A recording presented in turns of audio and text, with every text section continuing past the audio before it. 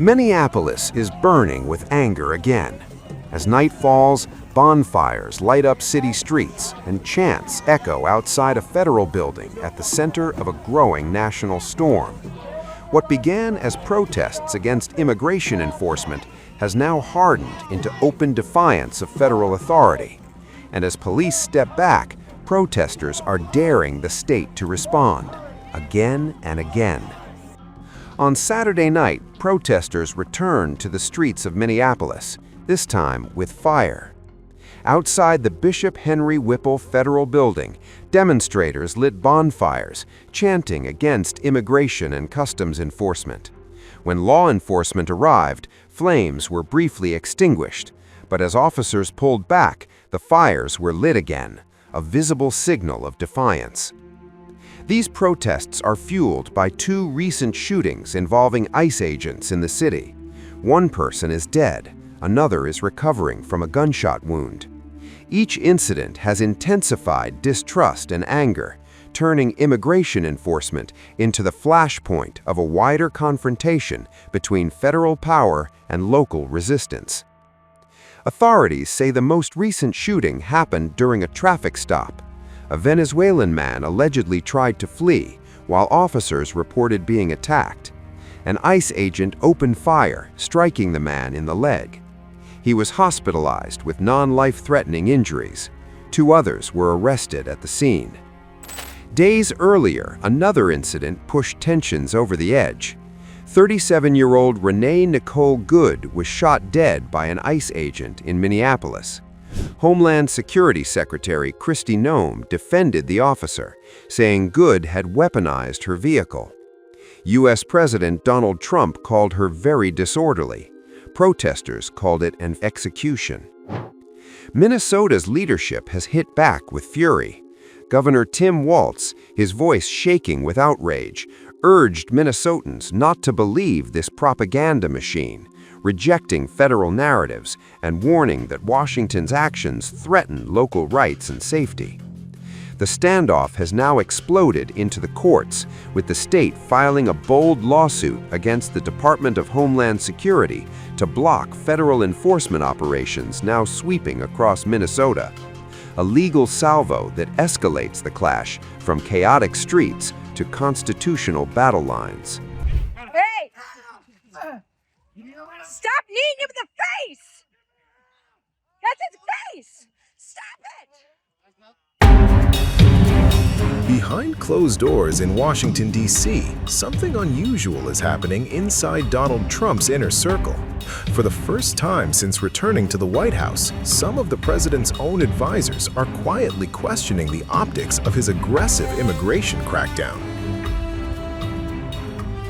Private Republican polling reviewed by Trump's team has set off alarm bells. Support for his immigration policies is slipping, especially among independents, moderates, and minority voters. This is the very coalition that powered his razor-thin victory in 2024. And as chaotic scenes from Minnesota flood television screens and social media feeds, those worries are growing louder. Axios has reported that advisors are now floating a single word: recalibration. Not retreat, not reversal, just adjustment. The concern isn't about deportations themselves. Trump still wants mass deportations. What's troubling him, aides say, is how it looks.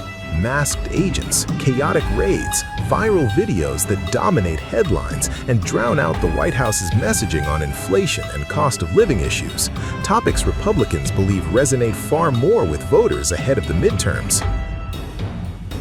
One senior advisor put it bluntly: Trump doesn't like what people are seeing. It looks bad, and the numbers back it up. Internal GOP polling conducted late December showed 60% of independents and nearly 6 in 10 undecided voters believe Trump is too focused on deporting undocumented immigrants. A third said the administration is primarily targeting law-abiding people, not criminals. Public polls are even harsher. CNN and YouGov now show a majority of Americans believe ISIS tactics are making cities less safe, though some surveys, like the AP NORC poll, have found Republicans to be supportive of Trump's immigration policy. We wanted to know how Trump's own supporters are feeling about the first year of his second term. There are some signs in our new AP NORC poll that they may be disappointed with his performance on the economy. On the other hand, they seem to be getting what they want from his presidency in other ways.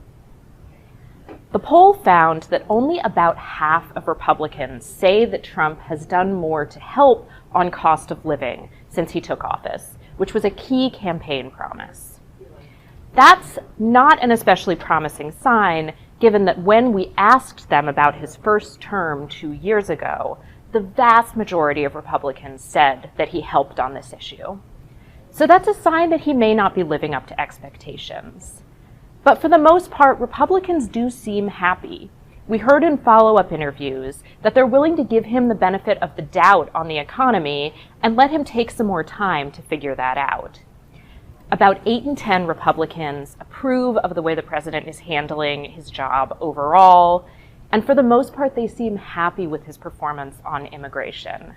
The vast majority of Republicans say he's done more to help on that issue so far, and that's consistent with how they rated his first term, too. So even though the first year may not have been everything that Trump supporters wanted, they still seem happy with the president at this point.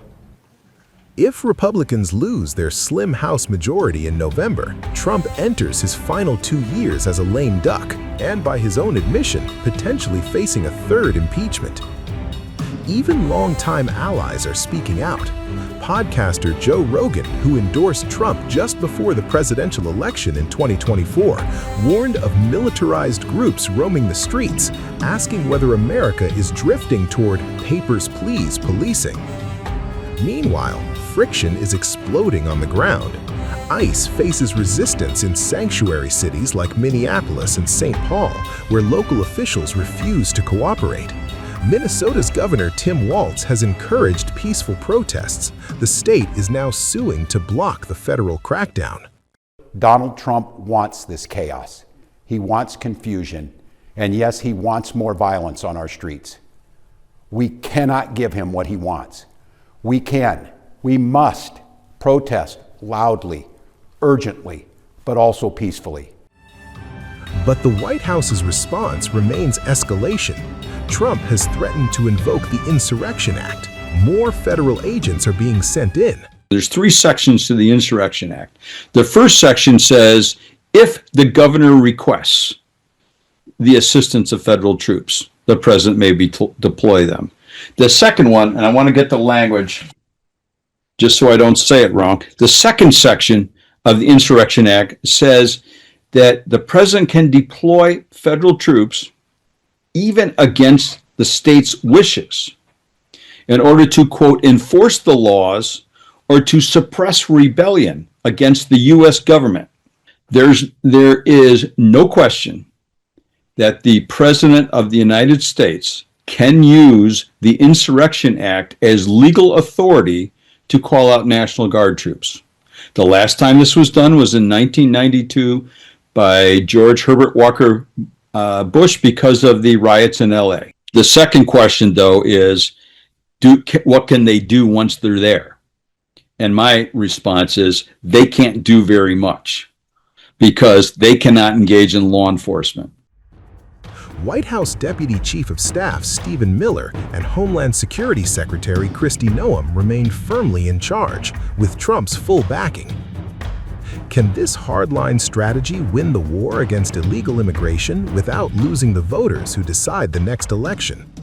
Do you have any plans to pull out of Minnesota? No plans to pull out of Minnesota. How would you describe what you were seeing on the ground there? Would you describe it as an insurrection, and do you believe the president should invoke the Insurrection Act? I describe it as violent, and a violation of the law in many places. I discussed with the president this morning several things that we are dealing with under the department and different operations.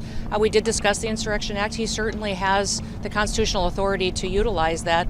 My hope is that this leadership team in Minnesota will start to work with us to get criminals off the streets. Remember, we are there in surged operations because of the largest fraud scheme in American history. We had people stealing from taxpayers, stealing funds away from the most vulnerable individuals in this country, people who needed mental health services, developmental services, autism, daycare. Instead, individuals came in, much from the Somalian community, and stole dollars from those people who needed it and put it in their own pockets and enriched themselves. Did it right under Governor Walz's nose, and we believe that he didn't just know about it, that he may be complicit in it as well. Thank you, Secretary. Do you believe there are any cases in Minnesota where the ICE agents have gone too far? Our ICE agents are following the law and running their operations according to training. Last night what we saw was 3 individuals weaponize shovels and brooms and attack an ICE officer that had to defend himself. So we're hopeful that we don't see that again, that we as protesters and violent rioters will be held accountable for the actions that they're taking and that our officers can do their work safely. What about that? President Trump is so strong at taking action and making sure he's in every single state following through on his commitments to every single citizen. Did the president say what his final straw would be to invoke the Insurrection Act if he did? No, this president uses all the information and intelligence that he can get. That's why he calls me, he calls Pete, he calls local law enforcement. He talks to those individuals and agents as well that are involved that he knows well. This president makes fully informed decisions and utilizes his authorities when it's appropriate. Secretary Noem, are you okay with federal agents and officers violating people's Fourth Amendment rights by asking for papers without reasonable suspicion? Every single action that our ICE officers take is according to the law and following protocols that we have used for years, that this administration has used, that the previous administration used. They are doing everything correctly, and over again in litigation in the courts, we've proven that they've done the right thing. Why is it within their right to do that? Why is it within their right to ask for papers without reasonable suspicion? With the president, Okay. I think it's important. You discussed the Insurrection Act with the president. Did you recommend that? No, we just discussed it, that it was one of the options that he had constitutionally, and we talked about the fact that we're going to continue our operations in Minneapolis and have the resources that we need to get the job done. Do you politely invoke it? Yes. Do you think that there needs to be an Insurrection Act invoked? Oh, I think that the president has that opportunity in the future. It's his constitutional right, and it's up to him if he wants to utilize it. Do you think he's likely to do it? I don't know. But if he does do it, will it lead to more deadly killings in Minnesota if the Insurrection Act is invoked? If anything doesn't change with Governor Walz, I don't anticipate that the streets will get any safer or more peaceful. Governor Walz and his leadership team need to come to us and find out how we can work together like we have in many other states. We didn't see this kind of reaction in Louisiana.